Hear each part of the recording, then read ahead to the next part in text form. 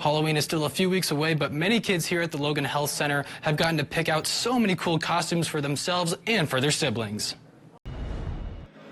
I'm outside Walker Stadium right now, and the atmosphere is different. You can tell the stakes are higher. The fans are more excited. The tailgates are going crazy. I'm getting a lot of really fun game predictions, and a lot of people are expecting a close game, like 31-28 is the expected score. Having bear spray while hiking is also an essential. It should be used when the animal is charging at you within 30 feet. You lift off the cap quickly and then depress to deter the bear. I'm proud of the race we ran.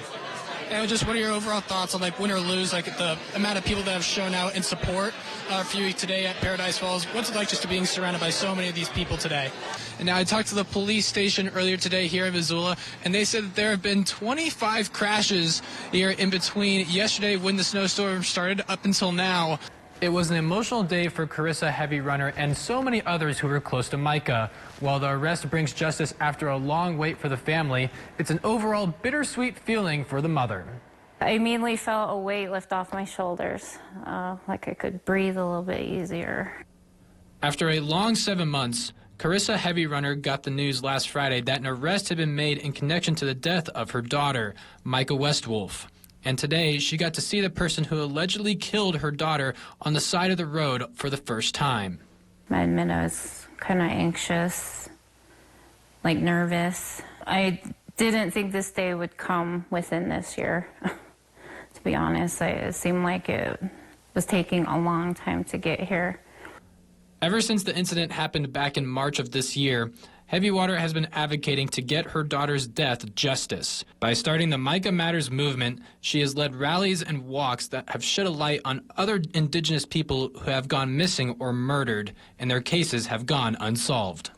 To me, Micah's part of the bigger picture, the bigger issue. She's bringing attention to this epidemic, which is very much needed. Hopefully will help set the wheels in motion towards justice, where will be, change for other families and within this court, within the legal system. Carissa hopes that Micah's story and this arrest will eventually lead to a justice system with no racial bias. From Nonstop Local News, I'm Taylor Richardson. This plan for the Kalispell School District will give students many opportunities for work-based learning for a wide range of careers. The curriculum emphasizes the importance of opportunities such as shadowing, internships, and apprenticeships with various local businesses in the Flathead community. These out-of-classroom experiences will help students get a head start on a career path they want to pursue. And the best part, they can earn school credits in the process. What we really want to lean into is meeting kids where they are and then growing their passion and letting them pick and choose what they want to pursue. One of the local high school students who has benefited from the new curriculum is senior Leif Simonson. He worked at Glacier Jet Center over the summer and got to do a lot of service work on aircrafts and connect with various pilots. He says this is putting him on the right track to become a private jet pilot in the near future. I personally need to be moving a lot, and so this is super beneficial for me to get out and actually be learning.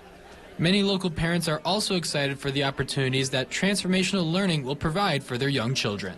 We have a third grade student right now that's expressed interest in engineering, and he would like to, further his education and experience in that. So this will offer him the opportunity to step into that field earlier. The work-based learning curriculum was implemented district-wide starting at the beginning of the school year. From Nonstop Local News, I'm Taylor Richardson. In late September, Code Girls United was one of the 7 organizations to win the $100,000 grant from MIT out of a pool of 200 applicants. The main purpose of the grant is to support organizations that are working to unlock the untapped potential of women in STEM. There's just so many different things that the girls could do if they have the exposure to understand that those jobs exist and they can see where they fit.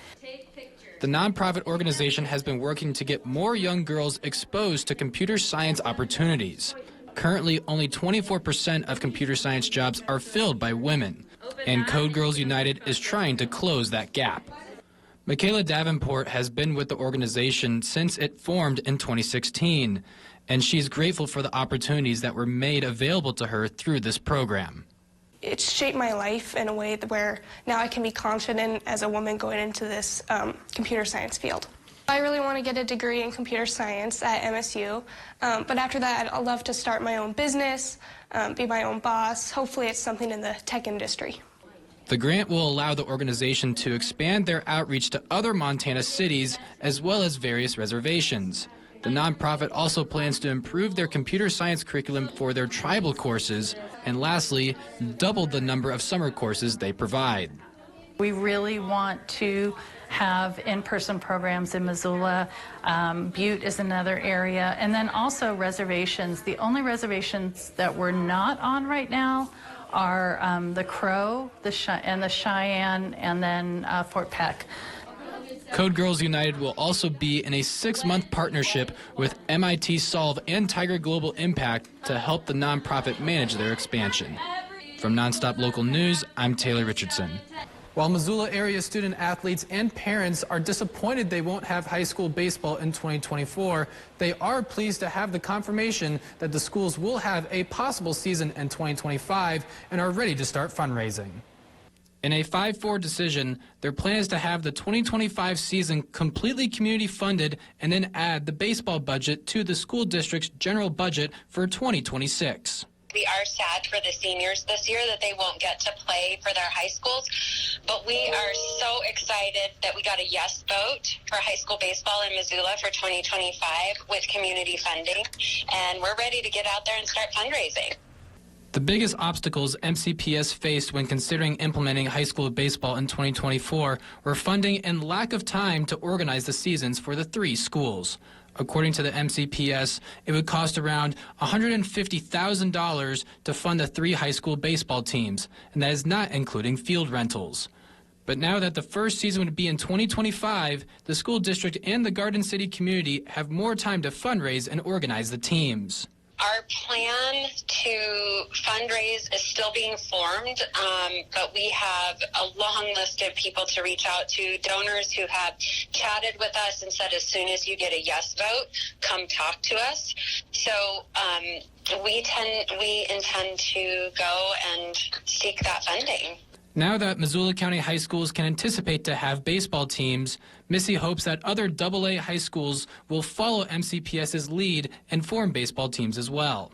We definitely hope that for all the boys across the state that they can play high school baseball. All we really need are kids on the field to play baseball, and that's what we need these kids doing. That's what they need for themselves. We'll keep you updated on what specific fundraising milestone MCPS will set in order to fund the 2025 season and the fundraising plan Parents for Missoula High School Baseball will be implementing going forward.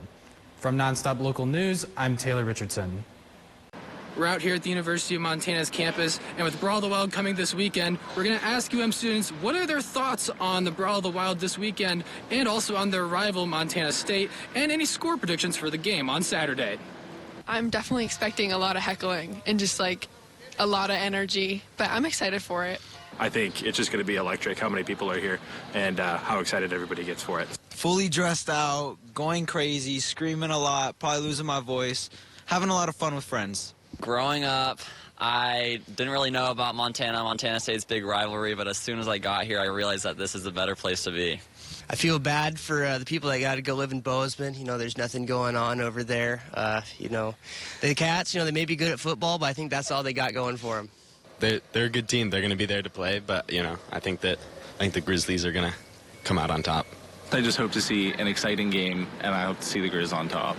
Oh, Montana State, they're going down. I think the score is going to be 30-24 University of Montana. Grizz win, it's going to be chaos. I mean, can you imagine how Ryman Street's going to look? Oh, man. The main streets are going to be packed. The bars are going to be full. Everyone's going to be drunk and happy. It'll probably be pretty good chaos. You know, a little successful chaos.